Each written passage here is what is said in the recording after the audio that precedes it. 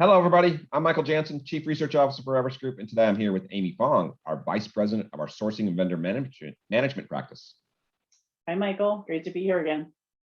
So Amy and I just finished up a webinar where we talked about 5 new ways to drive strategic results from procurement outsourcing. And we were talking about the scope of deals. We're talking about the growth in the marketplace. We're talking about some of the different value propositions. We're talking about some of the service providers. But Amy, you zeroed in on the future priorities for procurement outsourcing. Tell us more. Yeah, thanks, Michael. I think the slide looking at some of the priorities of procurement outsource providers is really interesting because they align so closely with the priorities that I'm also hearing from CPOs.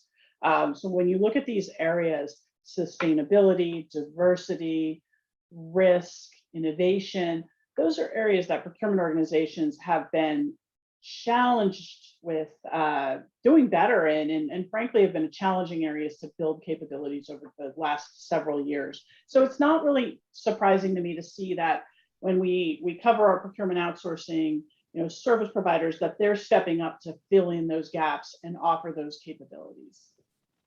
All right, innovation, you've got that one on there. It's something that I've seen and heard from clients over the very long term, that this is one of our biggest industry challenges in relationships as they mature. Yeah, I think it's interesting in this context to think about what innovation could mean.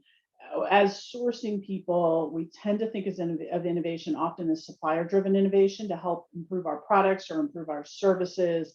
And that's part of this, right? We still want our outsourced providers that might be sourcing suppliers or managing them to be driving that kind of activity. But in this context, it also means process improvement innovation. And very specifically, we see this in the form of digital transformation. So that was something that came up very strongly in the procurement outsourcing engagements that we've studied, that procurement organizations have struggled with digital transformation over the last several years, and these third parties are helping to accelerate or even leapfrog some of the roadblocks that procurement teams are facing around transforming their own processes digitally. So I found that quite interesting.